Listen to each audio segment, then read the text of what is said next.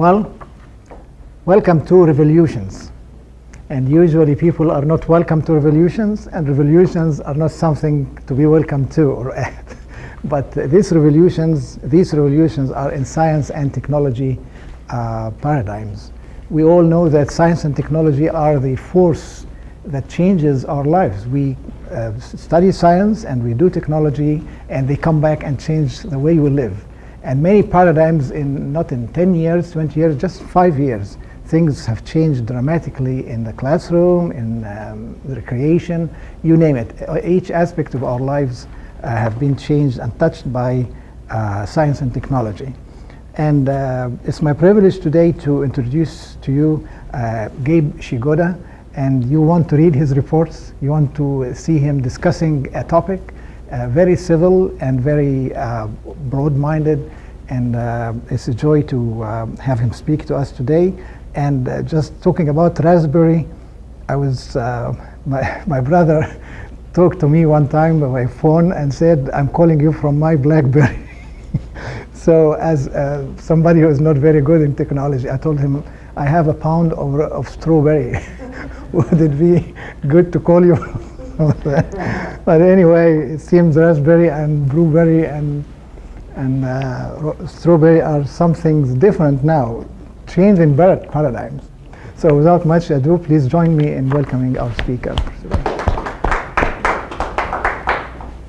Thank you, everyone. Like I said, my name is Gabe Przygoda. I am a graduate assistant here on campus. I'm studying computer technology in the School of Technology over in Clem Hall here on campus, and I also work as a trainer in the CATS student training department here on campus. So today we'll be talking about the Raspberry Pi and how it's redefining the meaning of personal computing. So to begin, this is a photo of what the Raspberry Pi looks like. Now, I'd read about this for a long time before I actually purchased one, and you know, everyone said, well, it's credit card size. It's so cool because it's so small, but like you really don't have a concept for how small this device is until you actually hold one in your hand comparatively.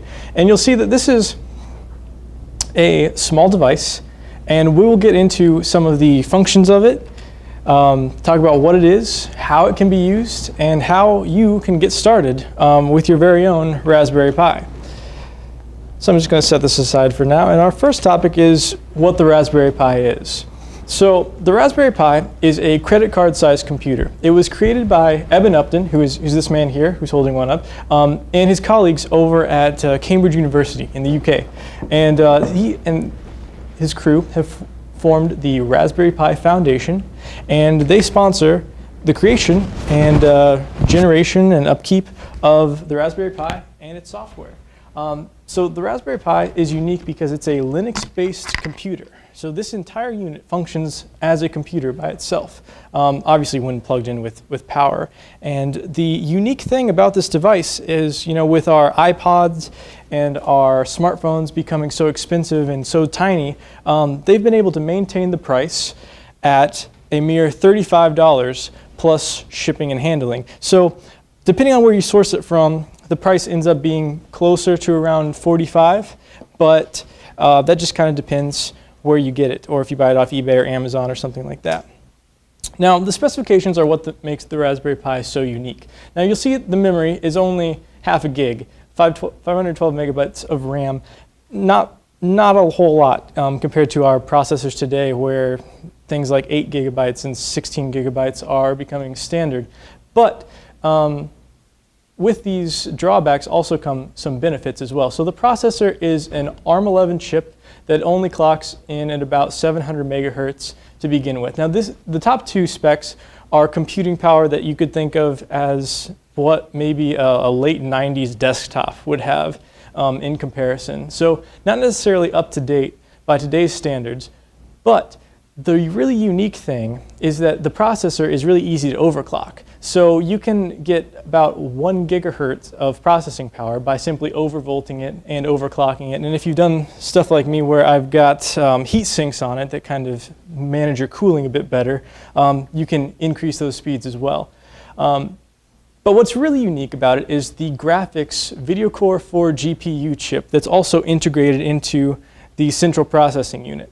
Now, this chip on this board allows you to decode Blu-ray quality video at the full 40 megabits per second in a 1080 resolution, which is extremely unique for a device that is this small. You would expect not a lot of processing power, but really the power comes from the GPU. And because of that, it's had many implications in personal projects as well as home entertainment.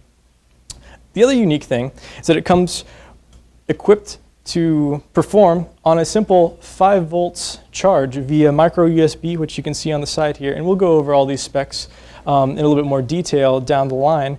But just imagine being able to embed an entire computer in something where previously you would only have access to maybe a microcontroller that had a lot less computing power.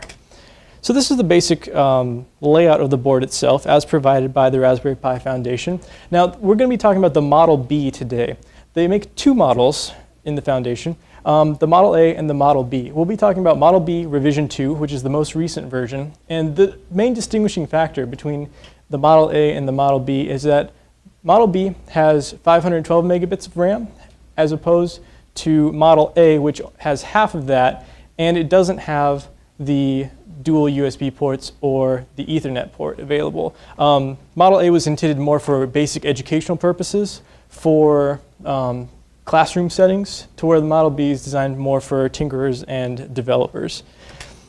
So one of the main uses that people have found that this device can be extremely handy in is the ability to automate your home, automate the life around you by using the general purpose in and out pins on the board here. And I can just pass this around for you guys to see if you like. So you can observe the pins and the in and out points. And so essentially what this man did, Jake Byrne down here, had a simple hack where he bought a basic home automation kit that was infrared controllers that essentially had outlets which plugged into these receivers. And so then you could activate power to the switch by triggering this remote here. And it was essentially an on-off switch that implemented each of the outlets in the room. And what he did was essentially hack apart the remote, rewire the inputs and outputs to the pins on the Raspberry Pi, and now he can control his home, his media center, his lamps, his audio system via the internet for the small price of a few Legos and $35 plus shipping and handling. So this is unique because it's much more powerful than existing microcontrollers that were on the market. So typically an Arduino would be implemented for something like this, but you'd also have to try to deal with the smaller amount of RAM, the lack of processing, and you'd be kind of confined to a regular script. And so getting it to the internet might not be as easy.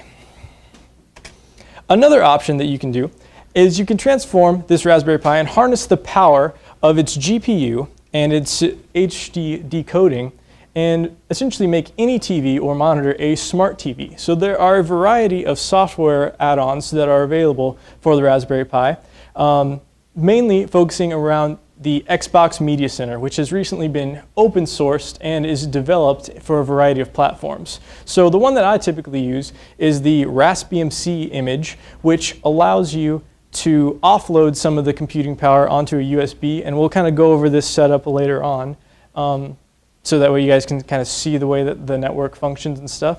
Another option is OpenELEC, which is essentially a different port, a different flavor, if you will, of XBMC. And another kind of different sort of video serving software is Rasplex, which essentially allows you to turn a Raspberry Pi server into a Plex server. So Plex is a video server that is designed for home media stations, and it actually has the ability to like kind of transcode and like send out different video signals to different devices. And it's interesting to me because you can get this all to function on a super small credit card sized device. The other options that you could use this Raspberry Pi for would be to host your own website, for example. Other options would include a personal cloud. And so you can see some of these examples down here by simply hooking up Raspberry Pi, configuring scripts to, and opening holes in your router to where the internet can get in and people can log onto your website, and essentially connecting the Raspberry Pi with those scripts to some sort of storage where you host your website. So in this case, it's just a simple hardware dock where he actually maintains a blog on his projects. This is homecomputerlab.com. Or Ian Nichols' example, where he just kind of made his own stand out of existing parts and recycled an old hard drive. These are all examples of how you can simply set up your own home server to either add a website, or you could implement a personal cloud, or set up a blog for tinkering and showing your implementations throughout the future. Now, what makes this unique is that the Raspberry Pi itself only draws about 3 watts of power, which is extremely efficient compared to existing laptops and desktops. So if you think about it, if you go home and you look in your desktop computer, you just spin it around, you'll see that the back power supply is probably rated at least 250 watts, probably more around 400 watts. So just imagine a server setting where something is designed to be constantly running all the time. Even if you had access to a cheaper desktop, your power draw and your consumption of energy would probably be much less efficient than something that the Raspberry Pi could provide. Another option, and what I am currently using the Raspberry Pi for, is as a network attached storage device. So I've paired the Raspberry Pi with the Windows Samba software, which essentially allows you to create a server that's attached to a local Windows network that can be picked up by most devices that are pre-configured with either like Windows Vista or Windows 7 or something like that. And I've added an external hard drive. In this case, this is a representation of my model, which is the Seagate Backup Plus. It's 4 terabytes. And I just use an Ethernet connection to hang it essentially off of my local network. Now, this is what I've done recently, and I've essentially put it inside a box enclosure that allows me to have the entire thing encased with a power hub in addition to Ethernet, and I've got a fan rigged up in here as well. So for this box, what I have is I'm working on creating a better fan control, but the Ethernet will go into the router, and then up here I have 2 buttons where I've triggered some scripts to run. So the first one is a reset switch, which allows me to turn the Raspberry Pi on when power is drawn to it. And the other one is an off button, essentially. So it's plugged into the GPIO header 5 right down here. And what that does is it's constantly scanning these pins for an input. That's the way the script runs. And then whenever it senses that a button has been pressed up here, it sends a shutdown command. So because it's a bare bones computer, you have the ability to run it as is, or you can build up your own sort of casing around it as you choose. I'm going to put this on the table now, and then we will kind of talk about how this all works together later on. But for now, we're going to move on to one of my favorite options that are available with the Raspberry Pi, which is software and game emulation. So one of the first questions that was posed whenever the Raspberry Pi first kind of came out on the market around the beginning of 2012 was, well, can it run Minecraft? Minecraft, of course, is the classic blocky sort of builder game. And the answer is yes. And there is a Minecraft Pi Edition. You can also not only run Minecraft, but you can also host a Minecraft server on one of these Pis and have about 3 to 4 players if you configure it right without a lot of lag, which is pretty cool for such a small device. Additionally, you can use it for portable computing. So this is an example of a 3D printed case that uses a Raspberry Pi in the base here. There is a wireless keyboard that's attached up the top. And this also uses a monitor that's kind of all been printed together with a portable battery inside here as well. If you want more information about that, you can check out the Parts People blog. He has this list of components and things that they use to make this. I think the parts ranged from about $250 to $300 because they had access to a 3D printer. But it was more of a, can we build it? And the answer was yes, we can, as opposed to practically using a laptop or something like that.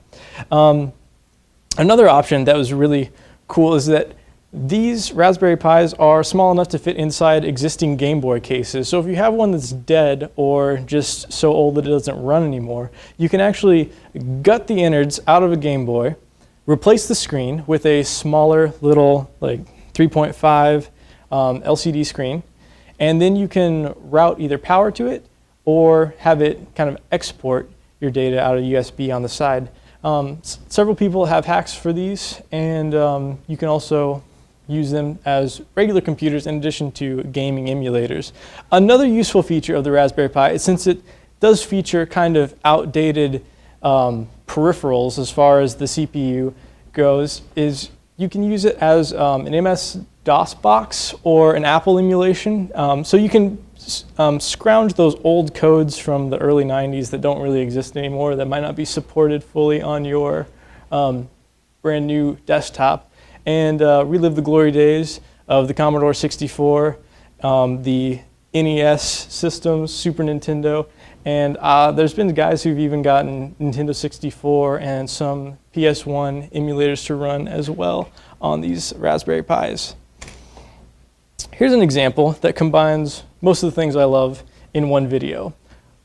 They use a Raspberry Pi to decode live sound from an NES game and then synchronize it with actual instruments. So this is using a Yamaha player piano.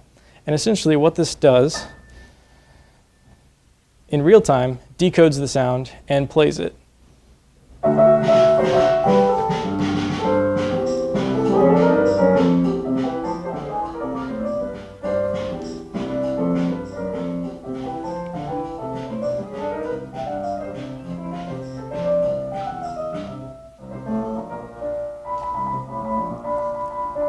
So in this video, the sound is being decoded into MIDI files that are getting sent to both the piano and then data files that are getting sent to the servos that are controlling the drum triggers, essentially.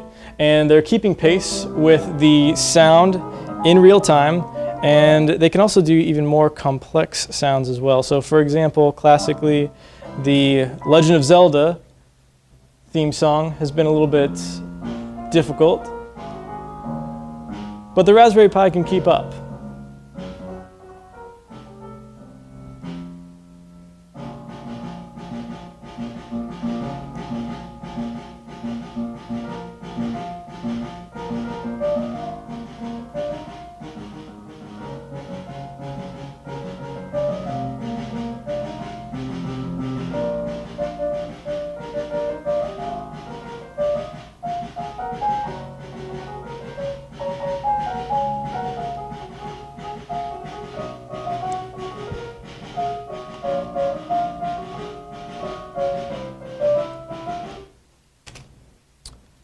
One of the main reasons that the Raspberry Pi was invented was to further education of computer programming and just to make more people aware of the ways that computers work, and to hope that the endeavor will provide a more computer literate society as well. So this is why I kind of gravitated towards the Raspberry Pi myself, and why I believe it's such an influential paradigm that we can talk about in the realm of technology, because as it stands, the Raspberry Pi is not necessarily new technology. Linux, the operating system, has been around for quite some time. The essential components are nothing that's extremely cutting edge, but it's the pairing of the low price tag and the overall design that is something that can shift the learning of our world, essentially, into a more computer literate society. So this is Eben Upton and a photo of Google Giving, which donated 15,000 Raspberry Pis to a group of students in the UK to be parsed out as they choose. And so with this low price tag, for example, of the Raspberry Pi Model A, which doesn't have Ethernet and only has 256 megabytes of RAM, for a price tag of $25, we're now seeing students around the world who can access basic computing start to learn more hands-on with programming. For example, each image is packaged with 2 programs that are extremely useful for teaching kids how computers work. So the first one is idle, which is a basic editor of Python script, which is an object-oriented code that allows students to manipulate the way that their Raspberry Pi reacts with other sensors, scripts codes, and allows them to essentially start automating the Raspberry Pi and programming it to do things that previously we would kind of just view as an operating style as opposed to an actual programming style of computing.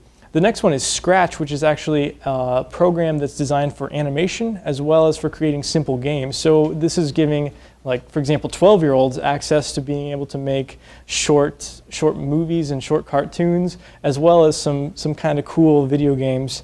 And this is what really triggered the paradigm shift for me, because back when I was in school, we were kind of taught, this is a computer. You need to learn to type on it because this is how you're going to do your homework. It's important to know how to use the internet, and that was kind of the extent of it.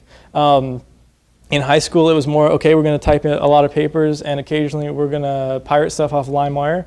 And since then, through the computer technology, I've learned a little bit more about computers on my own. But back in the day, the main emphasis on computers was essentially being able to type efficiently and being able to know where your home row was, and you got the little cardboard cover, and that was the extent of our knowledge with computers. It was just basically how to input information into them. To where now we could potentially structure curriculums to teach, computer languages, how to code. Imagine if kids could grow up learning how to speak English in classes, but then also how to write code alongside that as they're growing through their primary years of schooling. These Raspberry Pis are designed to be kind of kid-proof in a way. I mean, they're set up to where they're not necessarily as prone to static electricity. The price tag is kind of disposable in a sense, so that if something does go wrong, let's say a soda gets spilled on them, the replacement cost is very minimal compared to buying a brand new desktop, which could range from $500 to $1,500. And letting a kid mess around with it. The way this is set up, the images can be written to SD cards, and then if you mess up that image or something gets horribly screwed up, you can just shut it down, take the SD card out, and write a different image on it, or fix the file that's broken. So this has huge implications for being able to code in the classroom, and that's the primary driving force behind the Raspberry Pi Foundation. To kind of highlight some of these concepts, I've got this short video that I'd like to showcase, which is taken from the Raspberry Pi Week that they did in conjunction with the High Tech High Media Arts. And the video kind of speaks for itself, but we'll talk about it a little bit after it's done.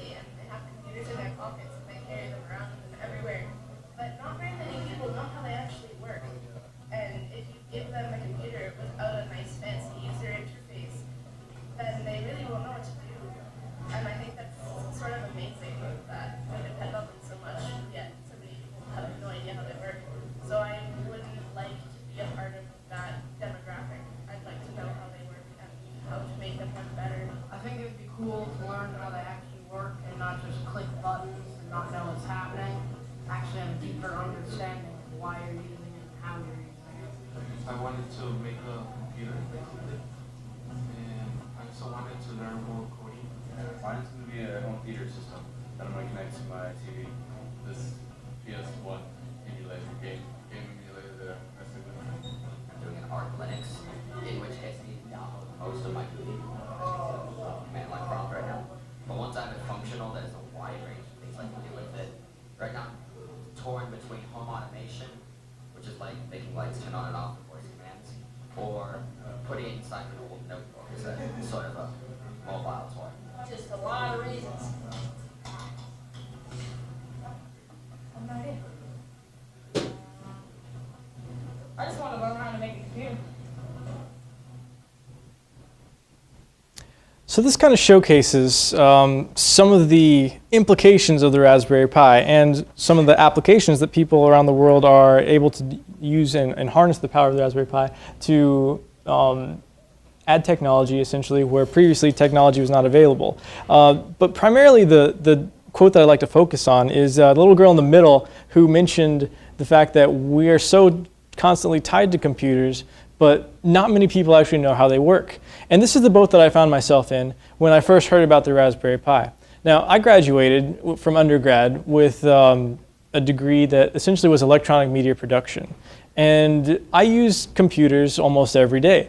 But aside from the software that I was familiar with, I'd had no idea how they actually worked at a programming level. So I kind of jumped in the boat here, essentially where these junior high school kids are starting up, and decided that I was going to take this trip to figure out, one, how this Raspberry Pi thing works, what Linux is, and how I can use it. And I also wanted to learn how to solder up stuff and make my own circuits and make stuff that does something, but essentially comes from parts from like Radio Shack or something like that. So I'd like to pass this knowledge on to those of you out there who might like to start using the Raspberry Pi for themselves. And keep in mind, this is all from my own personal knowledge from troubleshooting here and there. So it might not be exactly the best information, but it's what I found from researching on forums and troubleshooting myself. But essentially, there's a couple things that you need to get started. So to begin, you'll need a Raspberry Pi. Now, I would recommend the Model B, as we've passed around. And then you're also going to need a 4 gigabyte SD card as kind of the minimum volume. So the Linux images that you'll probably be writing to this are very, very low in terms of the space that they will take up.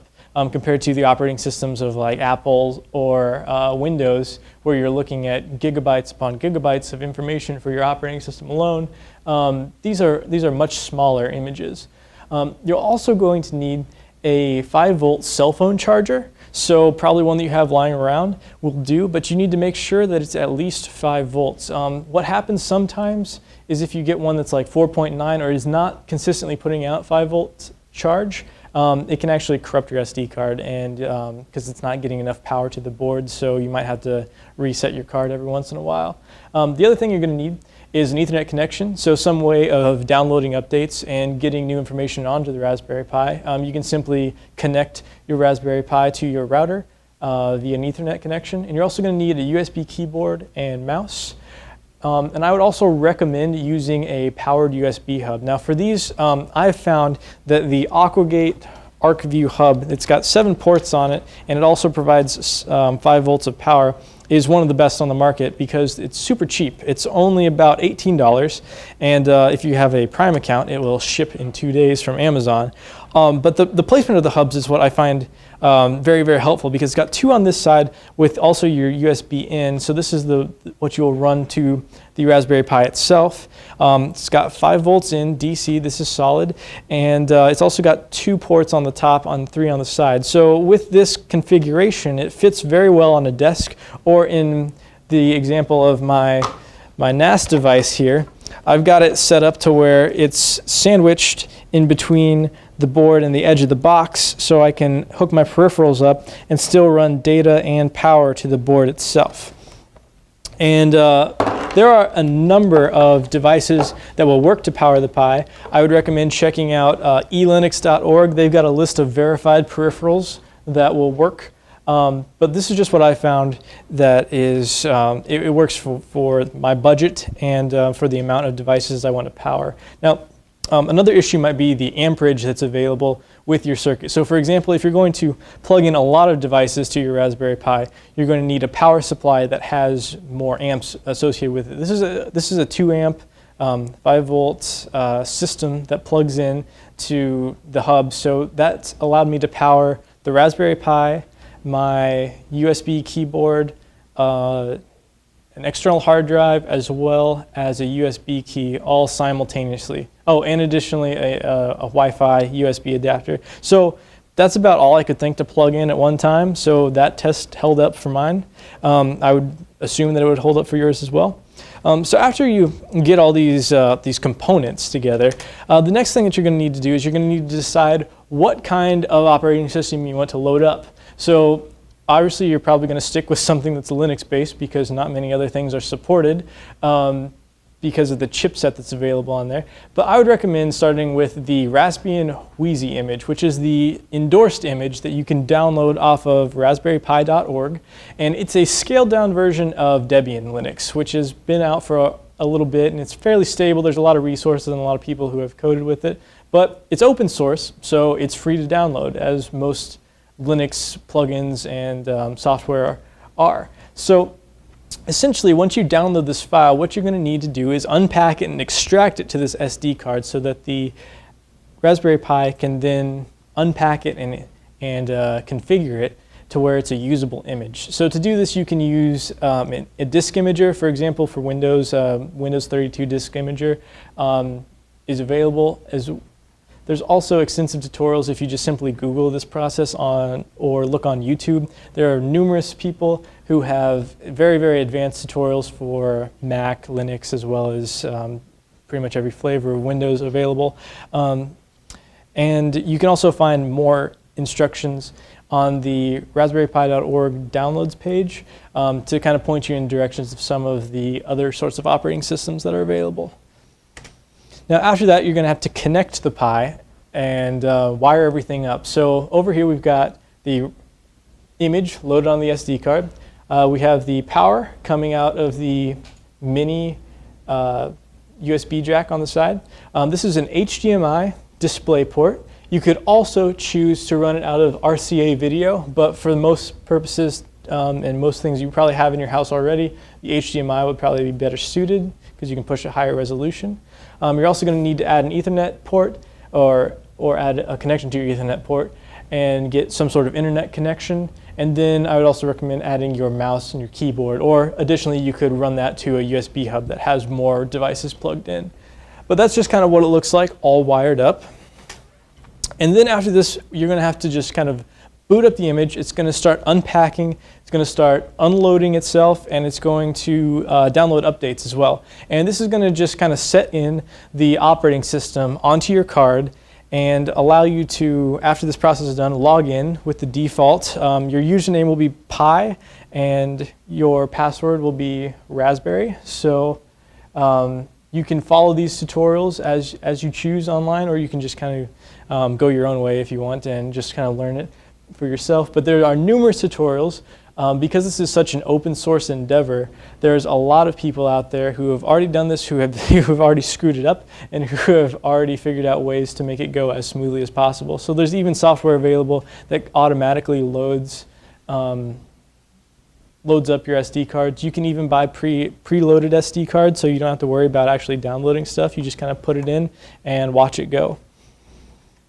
The next thing that you probably want to do is you want to connect some peripherals to actually get your Raspberry Pi to do stuff. So by itself, the Raspberry Pi with the stock image will just kind of function like a regular computer. You can do things like word processing and web browsing and stuff like that, but that kind of sucks the fun out of the Raspberry Pi because you probably want to make it do something because of its capabilities and its form factor. So one of the things you could do is you could connect a USB keyboard. That's in my case it's a wireless keyboard actually, and essentially the way this works is on the side here you unplug the little receiver and plug that into a USB port, and then you can configure this and use the mouse pad that's attached as well as the keyboard to enter your code, especially when you're in the command line terminal and needing to access different files and stuff like that. I found this works really well because it's nice and lightweight and it holds a charge that is insanely long. I haven't really had to recharge this because the system, whenever it's on, it only sucks power whenever you press a key. so it holds power really, really well. And I've been super pleased with the purchase. Also, it's really cheap for what it is. And being a graduate student on a non-grant budget, I like cheap things that work well. So moving on, we have a variety of shields that have been developed, which are essentially breakout boards that allow you to do more things with your Raspberry Pi. This one in particular is a prototyping shield that's developed by Adafruit, and it allows you to manipulate and build circuits off of the pins that are on the Raspberry Pi, and you can add chips. Notice they've got a button and an LED, so you can kind of configure the inputs and outputs as you wish and start designing your own programs, your own circuits and stuff like that, and build upon that as well. I'd also once again recommend purchasing a hub that's powered, so that way you can run a power source to your Raspberry Pi as well as get a data line out and have it all in one container that has one power jack as opposed to having 2 or 3 plugs that have to power everything up. You might also want to connect it to a traditional monitor, so you could get an adapter cable such as an HDMI to a VGA or HDMI to a DVI connection, depending on what you have lying around. And you might consider getting a case as well. So this one is just a basic case that is sold by the Mod My Pi store. And there's a variety of cases available. People have been putting them in all sorts of things. For example, mine up here on the table is a project enclosure box from Radio Shack. But you can also get more creative and, for example, put yours in a set of Legos and build your Pi into a housing as you need. And you could also, if you had a 3D printer available, you could do what Sean Reagan did and 3D print a case. So this is actually an example of a solar-powered Raspberry Pi. On this side, he's got the Pi housed in the bottom. On this side, he has rechargeable AA batteries, and on the top, he's got a solar panel. So I don't think it necessarily works for continuous play, but for a couple hours, it'll hold the charge and rejuvenate itself in direct sunlight. Over here, though, we have Professor Simon Cox and his son James, who were part of a study at the University of Southampton. And what the University of Southampton typically tries to do with their computer departments, they try to find new ways of computing, specifically trying to maximize their output out of small devices. So what they did was they were actually one of the first largest consumers of Raspberry Pis, and they have got a 64 Pi cluster supercomputer rigged up. And the easiest way they were able to figure out to get the form factor to where it would fit without having to take up a bunch of racks and things was to use Legos and build towers. And that's where James comes in, because he and his dad were able to put together these racks that easily organize all 64 Raspberry Pis, all their connectors, and provide space and enough headroom for cooling as well. Now, this Raspberry Pi cluster is not necessarily as effective as you might think, because it's a limitation with the gigabit internet, and also it's kind of an underpowered system. But however, if you need multiple operating systems as your supercomputing, this would be a way to go. And they were able to build essentially this entire rig for around $4,000. So for the amount of gigaflops that they get out of it, it's pretty good as far as the price to power ratio goes. And also it's just a good example of how you can start experimenting with supercomputing and parallel processing without having to drop a ton of money and invest in like server blades and all this extra space and cooling and all the things associated with that. I highly recommend checking out the article and the video. It's associated with this story. Also, it's pretty cool because they have made the cluster software available to the public to download. So if you wanted to make your own, you can essentially mimic and copy and paste their program onto your own Pis and have your own supercomputer Pi cluster. Now, as we start to wrap up, I'd like to kind of start closing with this quote from the Raspberry Pi Foundation, which kind of exemplifies their philosophy with what the Raspberry Pi has to offer. And they say that we don't claim to have all the answers. We don't think that the Raspberry Pi is a fix-all to the world's computing issues. We do believe that we can be a catalyst. We want to see cheap, accessible, programmable computers everywhere, and we actively encourage other companies to clone what we're doing. So this philosophy is something that engineers, basement hackers, young kids can get behind. And the price tag is something that allows them to further their own knowledge without having to worry about scrounging together enough money or worry about the cost of failure. And because of this system being so successful, there have been a number of competitors who have come out with similar systems. And I think this is great because it gives a lot of people more options for their own computing. And I'd like to highlight two of them that I found extremely interesting. Now, one is a system that was released only earlier this month. It's called the BeagleBone Black. And essentially the specs are very, very similar to the Raspberry Pi, except that one, it has rounded corners, so it can easily fit inside an Altoids tin, which is what it was designed for. The Raspberry Pi narrowly makes the form factor of the Altoids tin. Its corners stick out a little bit, so it doesn't necessarily work that well. The RAM on this is the same amount as the Raspberry Pi, but it clocks at a faster speed. Also, the processor is natively set to 1 gigahertz, as opposed to the Raspberry Pi's 700 megahertz processor. Additionally, it's got 2 gigabytes of internal storage space, so you don't even necessarily need an SD card to put an image on it. And the price tag is very, very close to the Raspberry Pi with an MSRP of $45. So technically only $10 more, and you get a device that is comparable and might be better for certain instances, especially if you're using this for something more along the lines of like robotics and automation. Now, this other system on the side here is Adaptiva's Parallella board. Now, this board was Kickstarter funded, and essentially what Adaptiva's plan for this board is they believe that we're fastly approaching a bottleneck with our computing power. We're not seeing the same gains by doubling or tripling our RAM as we were back in the day when we were jumping from Pentium to dual core and stuff like that. And so they think that the way of the future is going to be parallel computing. So what they've done is they've come up with this board that is capable of running Ubuntu Linux, which is a more graphics heavy version of Linux.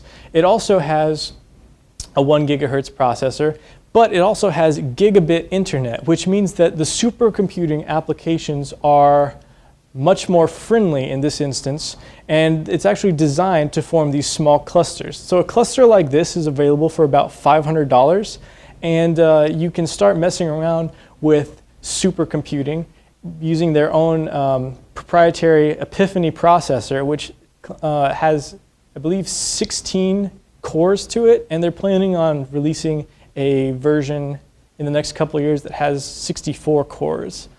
I'm not entirely sure how they work their magic, but they have a team of designers who strongly believe that making boards affordable and available is the way that we're going to kind of break through this bottleneck, because the more people you have working on problems, the more likely you are to find a solution sooner. So at this point, I will take any questions that are that you guys have about the Raspberry Pi. But before we head out, I would like to do a quick demonstration of the way that I use my Raspberry Pis in my home setup to just give you an idea. So first off, any questions? All right. Second of all, I'm just going to do a quick simulation of the way that I use it, because I've tossed a lot of concepts at you guys, and I don't know how much is fully sunk in. So imagine that this is my home router. So what I've done is I've taken this device right here, which functions as the network attached storage. So with a simple Ethernet cable, I will plug this into the router. So what this is able to do now is this is able to attach to the local network I've set up. So then what I can do from here is I can take Raspberry Pi number 2 and I can install the media player. And I'll route this up to where it pulls from this drive. And I've got the image loaded on this card. And so what this will do is this will connect with this drive using a USB jack. And I'll also add this small Wi-Fi dongle, which will allow this device to compute with to communicate with the overall network and pull files from here. So what I've done for essentially under $200 is set up a home media streaming system by pairing the Raspberry Pi with existing peripherals and adding a little bit of storage here and there and a couple codes. So this is only one small application of the Raspberry Pi, but there have been many others, and I would recommend that if you are interested in using the Raspberry Pi for one of your own projects, that you just simply Google Raspberry Pi and then add whatever project it is after it, because there's been a lot of people who have been developing these boards. As of about last week, they reported they had 1.75 million of these boards sold, and they had their 1 millionth produced in the UK. So they're making strides for being only available for about a year and a half now. So thank you for being such an attentive audience. And I appreciate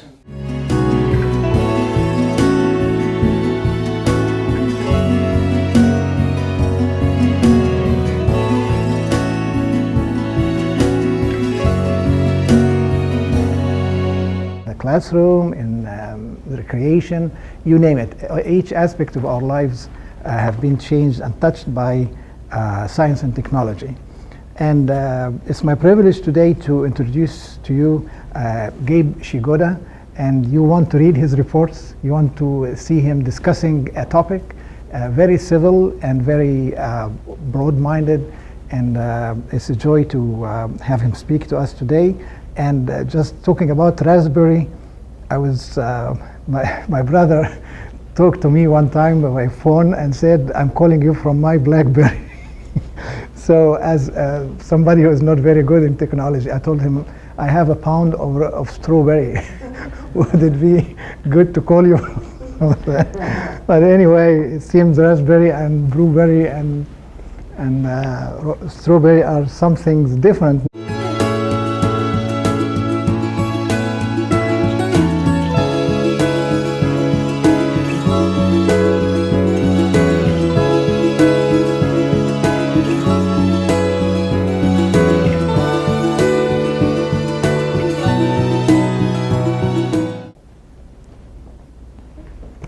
Well, welcome to revolutions. And usually people are not welcome to revolutions, and revolutions are not something to be welcome to or at. But these revolutions are in science and technology paradigms. We all know that science and technology are the force that changes our lives. We study science and we do technology, and they come back and change the way we live. And many paradigms, not in 10 years, 20 years, just 5 years, things have changed dramatically. Imperatively. And you'll see that this is a small device, and we will get into some of the functions of it, talk about what it is, how it can be used, and how you can get started with your very own Raspberry Pi. So I'm just going to set this aside for now. And our first topic is what the Raspberry Pi is. So the Raspberry Pi is a credit card sized computer. It was created by Eben Upton, who's this man here, who's holding one up, and his colleagues over at Cambridge University in the UK. And he and his crew have formed the Raspberry Pi Foundation, and they sponsor the creation and generation and upkeep of the Raspberry Pi and its software. So the Raspberry Pi is unique because it's a Linux-based computer. So this entire unit functions as a computer by itself, obviously when plugged in with power. And the unique thing about this device is, with our iPods and our smartphones becoming so expensive and so tiny, they've been able to maintain the price at a mere $35 plus shipping and handling. So depending on where you source it from, the price ends up being closer to around $45, but that just kind of depends where you get it, or if you buy it off eBay or Amazon or something like that. Now, the specifications are what makes the Raspberry Pi so unique. Now, you'll see the memory is only half a gig, 512 megabytes of RAM. Not a whole lot compared to our processors today, where things like 8 gigabytes and 16 gigabytes are becoming standard. But with these drawbacks also come some benefits as well. So the processor is an ARM11 chip that only clocks in at about 700 megahertz. Now, changing paradigms. So without much ado, please join me in welcoming our speaker today. Thank you, everyone. Like I said, my name is Gabe Przygoda. I am a graduate assistant here on campus. I'm studying computer technology in the School of Technology over in Clem Hall here on campus, and I also work as a trainer in the CATS student training department here on campus. So today we'll be talking about the Raspberry Pi and how it's redefining the meaning of personal computing. So to begin, this is a photo of what the Raspberry Pi looks like. Now, I'd read about this for a long time before I actually purchased one, and everyone said, well, it's credit card size. It's so cool because it's so small, but you really don't have a concept for how small this device is until you actually hold one in your hand.